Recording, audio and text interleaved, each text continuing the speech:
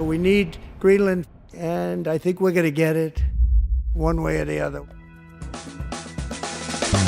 G'day humans, welcome to the safe space for dangerous ideas. Here's a dangerous idea for you. As climate chaos reshapes the geography of the planet in the 21st century, we are going to have to fundamentally question which parts of the globe are strategically important and strategically unimportant. When President Trump floated the idea of the United States acquiring Greenland, many people scoffed and just chalked that up to a random brain fart. But in fact, there is actually a serious debate amongst defense analysts and security experts about control of the far North Atlantic and the Arctic in the 21st century. As polar ice caps melt, as sea lanes become more navigable, the question of who owns these new avenues for shipping and spying, for mining and submarining, and indeed for warfare becomes more and more pressing. Today's guest, Sherri Goodman, knows more about this than almost anybody else. She was the chief environmental officer for the Pentagon, for the entire American Defense Department during the Clinton administration, and she had a specific expertise in the polar regions, in Arctic security, in the denuclearization of former Soviet states, in Russian nuclear submarines, in the Baltic Sea, and indeed in climate chaos. She is currently a senior fellow with the Polar Institute and the Environmental Change and Security Program with the Woodrow Wilson International Center. She has a book. It's called Threat Multiplier: Climate, Military Leadership, and the Fight for Global Security. And when I heard her speaking in fascinating ways about this whole Greenland malarkey when Donald Trump first floated it, I thought that's actually something quite interesting to dig into. What will climate change mean for our security, not just in the Arctic, but all over the world?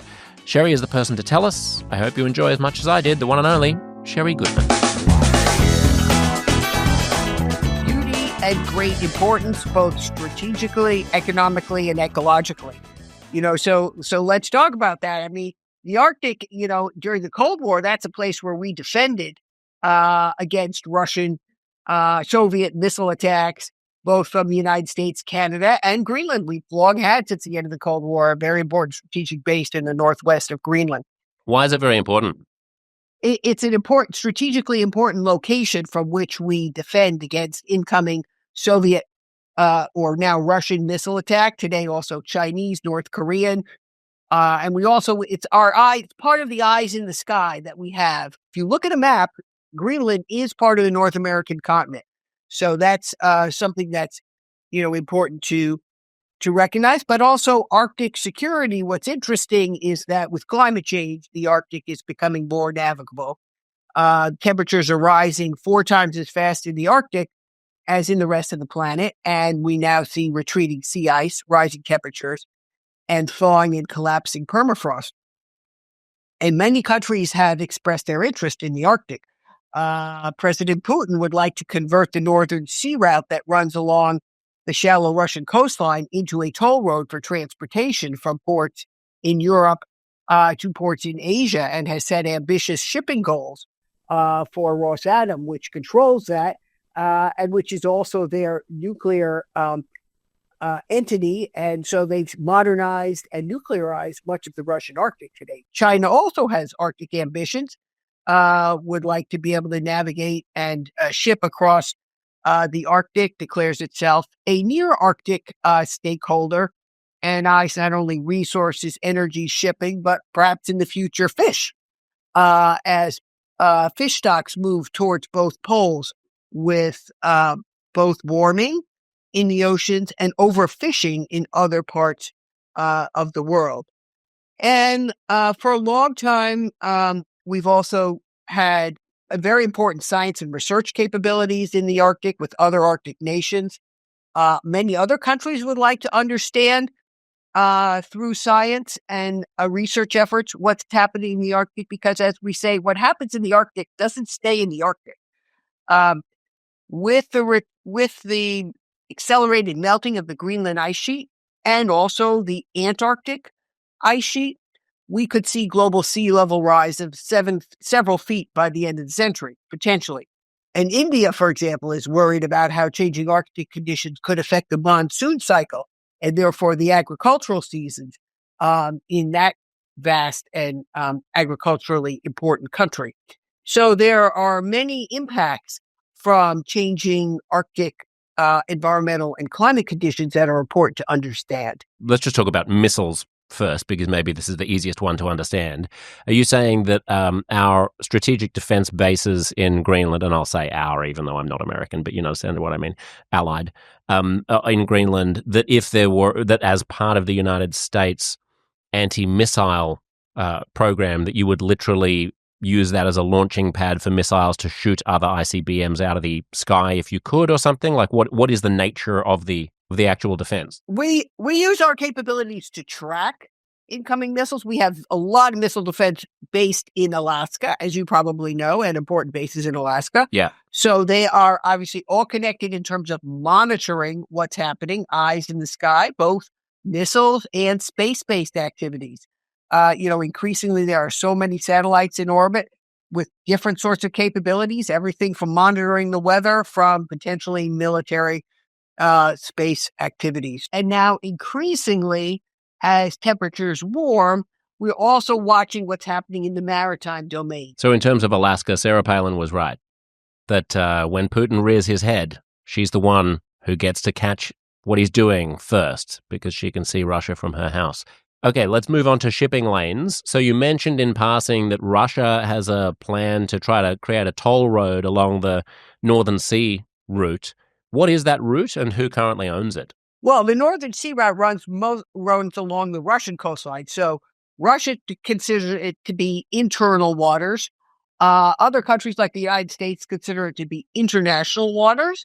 But the fact of the matter is that right now and in the recent past, it's mostly been used by Russian ships, Chinese ships. I mean, there's others who have navigated for it. It's not a major strategic thoroughfare now, but as I said, Putin has a vision that it will be in the future, and that he will be able to charge for escorts through Russian icebreakers for ships that would like that shorter shipping lane. China has articulated in its Arctic strategy that it could save time, save several weeks in shipping, if it could ship from Chinese ports like Shanghai across to Europe. I see. Now that's still, it's tested that with it's sent in the summertime now when there are increasingly summers in the Arctic are ice free. That doesn't mean there's no ice. There's always ice, and it can actually be even more dangerous as the ice melts. I was in Greenland this last summer and traveled by boat along the coastline, and there's a lot of ice, even more ice as the fjords are, and the ice sheet is melting. But increasingly, the waters are open, and there could be, some estimates are, there will be ice-free summers in the Arctic as soon as potentially 2035. Right, okay. So just to clarify, what would normally have been the case traditionally since the dawn of modern shipping would be that the northern Russian landmass would be connected by thick ice to the Arctic, to the North Pole, essentially, 12 months a year. Is that right? And that now what you're talking about happening is that there could be a navigable sea lane that icebreakers could push through in summer to link North Asia with Europe without having to go down around Singapore and India. Yes, so avoiding the Straits of Malacca, the Straits of Hormuz. Yes, that is a possible future shipping channel, and that's been tested. This last summer, a Chinese vessel that was not even ice-clad transited through the Northern Sea route. There are two major routes in the Arctic, for your listeners to know. So the two major sea routes are the Northern Sea route that runs along the Russian coastline and then across into Europe. And then there's the Northwest, what's called the Northwest Passage, which is mostly through Canadian waters, which is a much more complex, less open, and less navigable route. I see. Is that just because Canada stretches further north than Russia, or for some other reason? Yeah, it's because of geography, ocean circulation patterns. There's always been, if you think of Norway, Sweden, Finland, they've always had open water in their Arctic areas, and parts of northwest Russia have long had open waters. I mean, Russia's major military base in Murmansk is ice-free year-round. It's other parts of the Arctic, Russian Arctic, that until recently were more ice-clad, if you will. Mm-hmm. So it's partly the geography, and it's partly the just the ocean circulation conditions. Right. Yeah, you're reminding me, isn't Europe unseasonably warm for how high it is latitudinally as well? Like New York is on the same latitude as Madrid or something, but it obviously has much colder weather because in of the winter. jet stream and what's called the Arctic Meridian Ocean Circulation, overturning circulation, AMOC.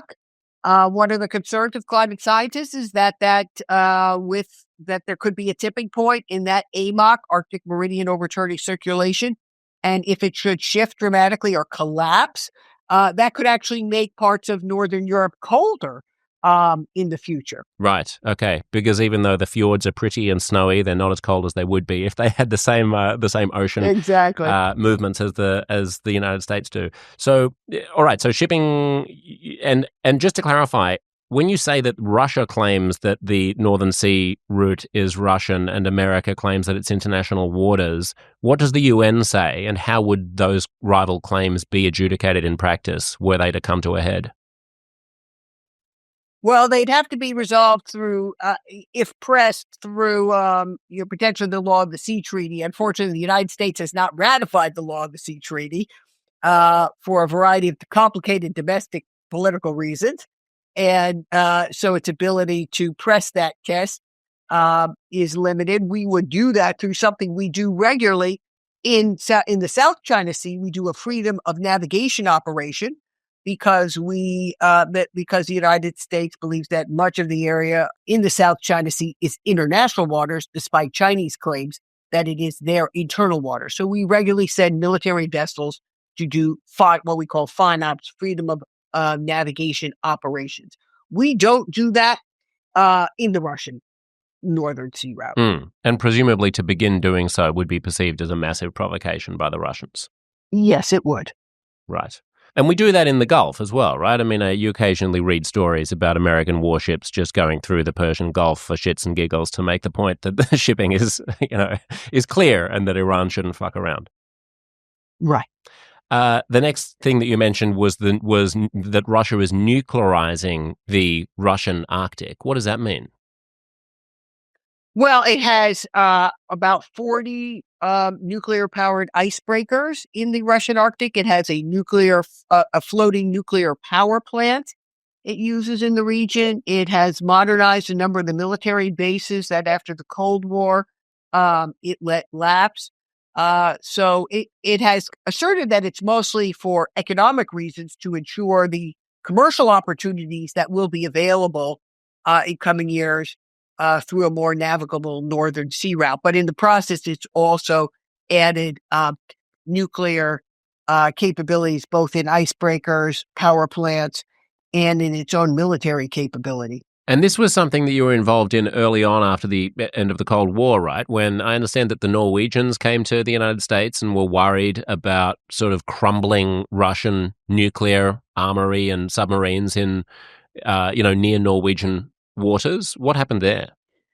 Yes, that's right. In 1994, the Norwegian Minister of Defense approached my boss, then the U.S. Secretary of Defense, Bill Perry, and said, we're really concerned that sunken and decommissioned Russian nuclear submarines in Murmansk, their northwest subbase, are going to leak and contaminate fishing grounds in Norway. And we would like you, the United States, to help engage the Russians in resolving that. And so the Secretary of Defense came down to my office, which he rarely did, and he said, Sherri, you need to go figure this out. Over to you.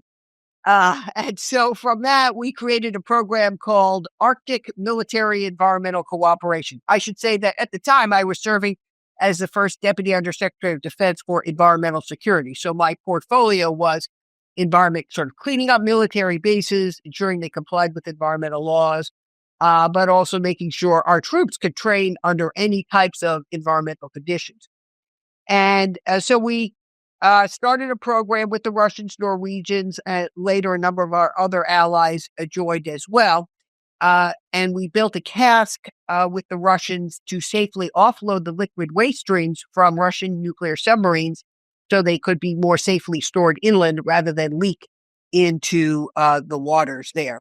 And it was an era of using environmental security cooperation to build trust, cooperation, and understanding with former enemies. And we've used various forms of that kind of environmental cooperation, defense environmental cooperation with allies and partners around the world for the last 30 plus years as a way of strengthening our partnerships with strategically important nations. And what was Russia's attitude at the time? They were open to this. They were collaborative with the Nordic countries that everybody was on the same page about the goal of cleaning up that area. Well, they very much at the time, at the end of the Cold War, this was the mid-1990s, they were very welcoming of and interested in cooperation with Americans. And remember, we were also running a very big program called Cooperative Threat Reduction, where we were taking out Russian nuclear fissile materials from Russia and former Soviet states as a way to ensure that they wouldn't fall into the wrong hands. And so Russia and former Soviet states were receiving a great deal of funding and technical support to remove those fissile materials.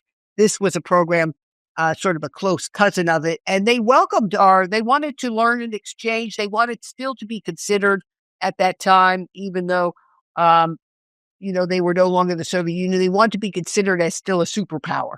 So they welcomed the exchanges with the Americans. I spoke at many Russian military academies about environment and security issues in our military. And they came and spoke at some of our U.S. Defense institutions as well.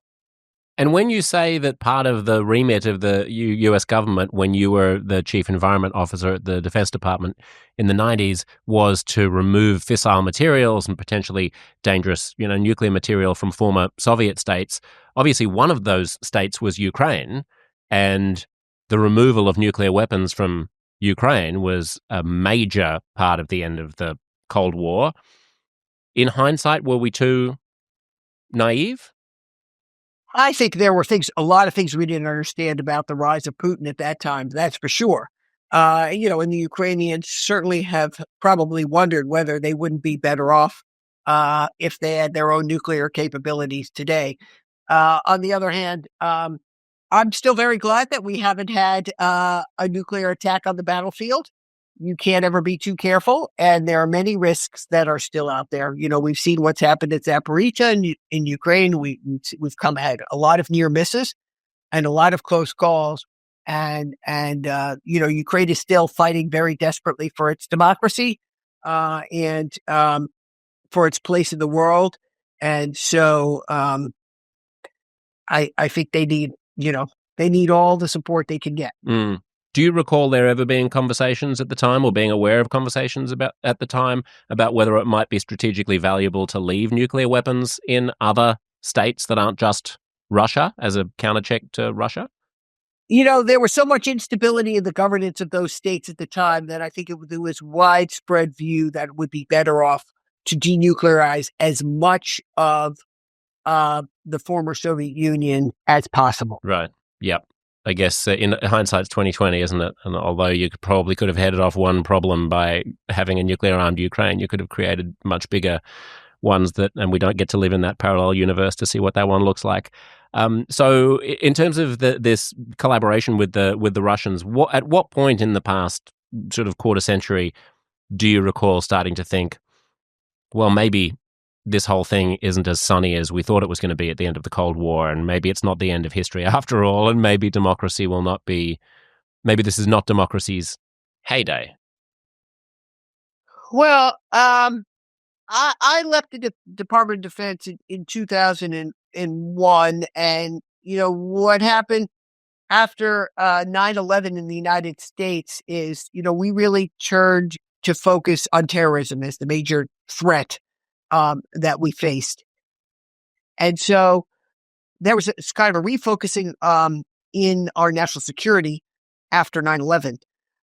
Then as Putin began to gather more power within Russia and then extend his reach beyond the borders of Russia, first into Georgia and later into other places, it became very clear, particularly from some, the Arctic Military Environmental Cooperation had kind of run its course, but there were other related programs. There were programs on Arctic Security Forces Roundtable, something where the militaries of the Arctic nations had been meeting to try to ensure that they understood how they were operating in the Arctic as a way to provide confidence building in a region that is still remote and hard to operate in.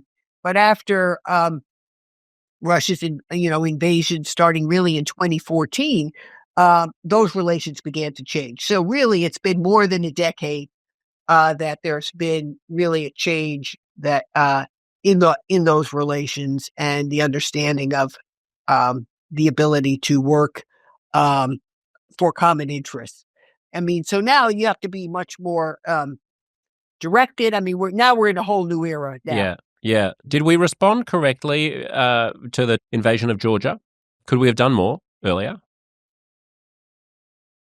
Well, there's always a question, could we have done more? I mean, the fact that we actually were able to put U.S. troops in there and use an air base in there was in part because of some prior early environmental security cooperation we had started in the late 1990s with the Georgians at the end of the Cold War.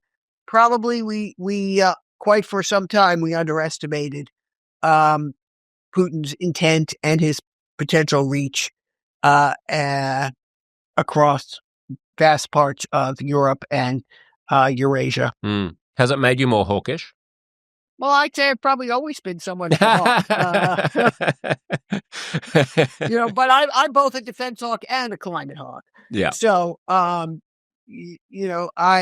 am, because of my upbringing, I don't think, even after the Cold War that the world was going to, that we were at the end of history or that there weren't going to be threats. I mean, anti-Semitism, for example, really never went away.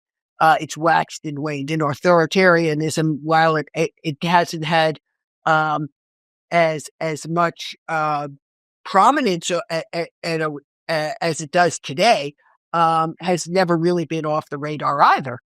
Greenland. It's been Danish for hundreds of years, since the 1700s. It became independent a half century ago, right, in the late 70s, but it's still nominally, under the guise of the Kingdom of Denmark. By what process, if any, would we gain control over Greenland?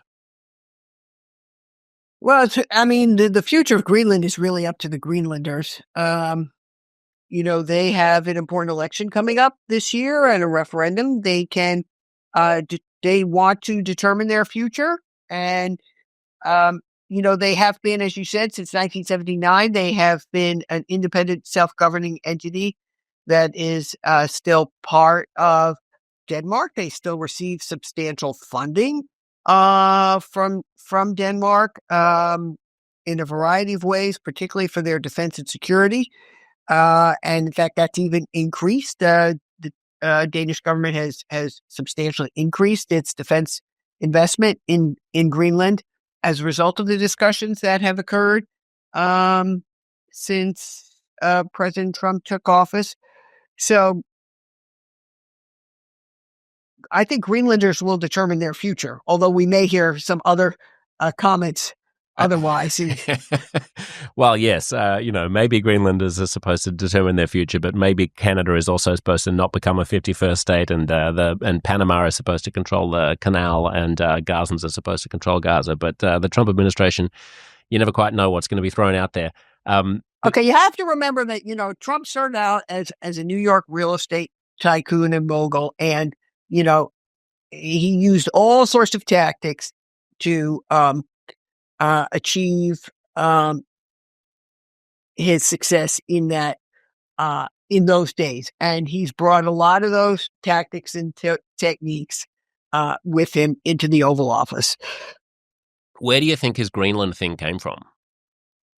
Oh, I think some of his advisors and some of his friends, had been talking to him about it for years. They saw it as, maybe another interesting kind of real estate opportunity. And, now this year is the first year we'll start having nonstop flights from New York to Nuuk, the capital of Greenland. So there are going to be increasing economic ties. And Greenland Premier has said that, we are open for business. We're not open for sale, right? So they welcome increased tourism. I was in Greenland last summer. It's a beautiful, fascinating place. And, you see climate happening on the front lines. It is where the climate is changing so vastly as the great Greenland ice sheet melts at a rapid pace. And sends ever more ice into the fjords and into the waterways. You can know, the ice is retreated extensively in certain areas so that you land now on gravel when you take a helicopter up there instead of actually on the ice. So you see the calving. It's very visceral and it's also very beautiful. I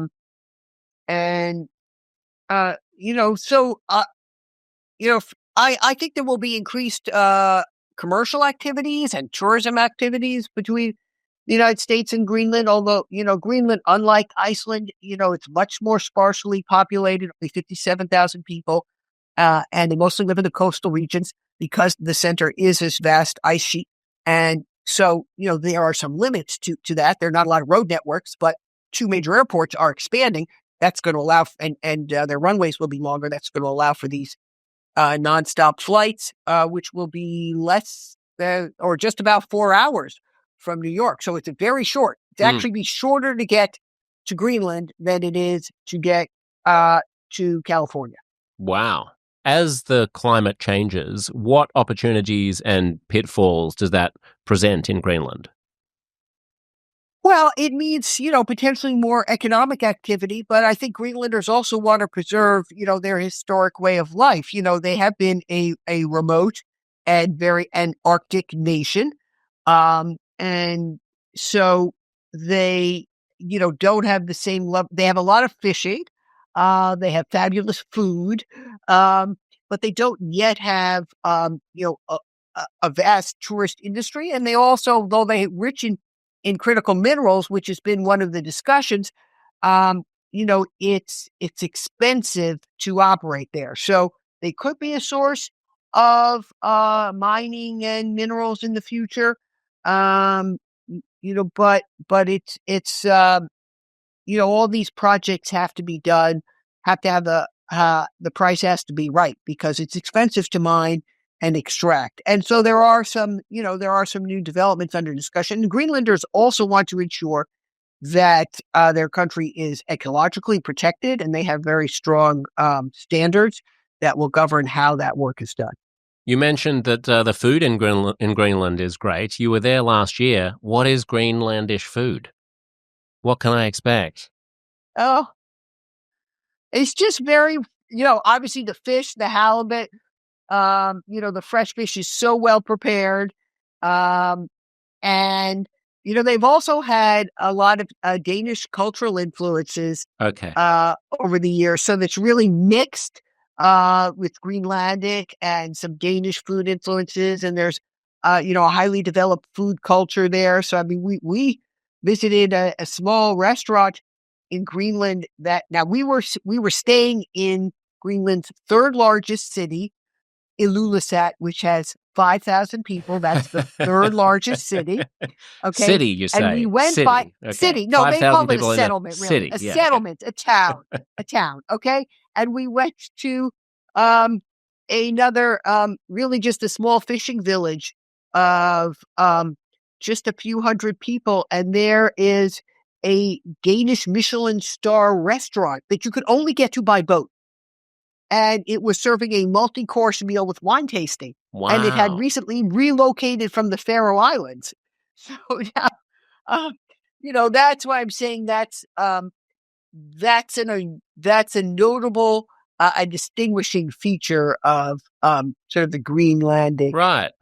So are they sort culture. of positioning themselves as a boutique, exotic tourism destination for Europeans and Americans in the same way that Iceland, I wouldn't say is necessarily boutique I because everyone don't. goes there, but Yeah, I don't know that they. I mean, I think obviously they're well aware of what's happening in Iceland, and as an American, I can say, growing up, people never thought about going to Iceland for vacation, and now Americans go to Iceland all the time. yeah. And it's a very short flight from the East Coast of the United States. It's shorter to get to Reykjavik than it is to get to California. So now they have a very highly developed tourist industry. But again, the geology is completely different. Iceland is further south. It's a volcanic island. You could drive around the entire island. And Yeah, it's more hospitable in it- many ways to tourism than Yes. Greenland, which is a gigantic Yes. sheet of ice, mostly. And in terms of minerals and mining, what does Greenland sit on? What would we want? Well, it has a number of the rare earths that are important to the energy transition for batteries, for the clean energy economy. Right. These for are rare industrial minerals that you applications. need in it to make batteries for the transition Yes, to exactly. electrify. And a number of applications. Mhm. Okay. And so what is the current status of that? Are there largely untapped reserves there that other people are eyeing? Does Greenland have a policy towards leasing out, I don't know, areas that can be mined, or does that come into conflict with its environmental the prerogatives? Canadians or Australians have looked into several mining projects there. I think there are some deals that have been struck. I don't know that the activities are underway yet. Again, these projects come down in part to cost and returns. It's expensive to operate in the region, and they've. I know Greenland, for example, has banned uranium mining, so they don't want certain types of mining to occur in their country, but they are open for other types of business, provided it can be done in a way they consider to protect the natural resource. Where do they get their energy from, Sherri? They have a lot of imports of fuel. Ugh. Yeah. What, And, they ship in diesel instead of using wind and hydro? They probably mostly import their fuel, yes. Yeah, okay. And then the question becomes, to what extent, to what extent do we in the West have dibs on extraction and resource usage in Greenland? Like, if Russia is part of the play here in this whole conversation about Greenland an attempt to head off the possibility that Russia and China could mine there? It's certainly part of the equation to ensure that China and Russia, but mostly China, which has been seeking increased foreign direct investment across the Arctic and in many other parts of the world. Let's be very clear. China has been on a rush for resources throughout Africa, Latin America, Asia. It only has 10% of the world's critical minerals, but it has over 50% or more of the processing capability of that. So it's managed to sort of bring in the resources, and it extracts them from other parts of the world. It sought activities. It sought to develop ports in Greenland as well. And the U.S. and the NATO allies, Denmark and the United States, rebuffed those attempts. So China seeks those opportunities through its Belt and Road Initiative. It's declared, as I said, a polar Silk Road. So it has this in mind that there will be a polar Silk Road. It seeks investments. What does it mean by a polar Silk Road? Well, that it will have shipping lanes that stretch, across the Arctic, and that it will conduct its form of development in various parts of the Arctic, the same kind of development that in other regions has led to debt traps when it's invested and then the country can't pay back the loans and then they take over the ports. Just explain that. What's a debt trap and how does it go wrong? Well, they provide a loan and then the country isn't fully able to repay the loan and then they're on the hook and then the China, part of the issue And the concern around the Panama Canal now is that there are Hong Kong entities that own certain activities at both ends of the Panama Canal. Now, Panama says that it's fully able to control the canal and that it's going to ensure that the shipping lanes remain open for all parties. But I think there's increasing concern about Chinese ambitions through its Belt and Road Initiative all around the world today. Right. And just to unpack the debt trap thing, the idea would be that that China will go to a poor country, say, we'll build you a nice airport or a nice bridge, and all you have to do is pay us back over this period of time.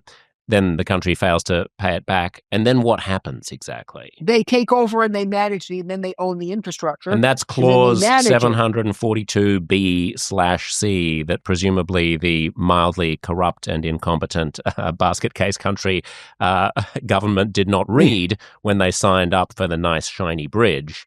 And all of a sudden there are literally Chinese people taking back and operating something on their soil.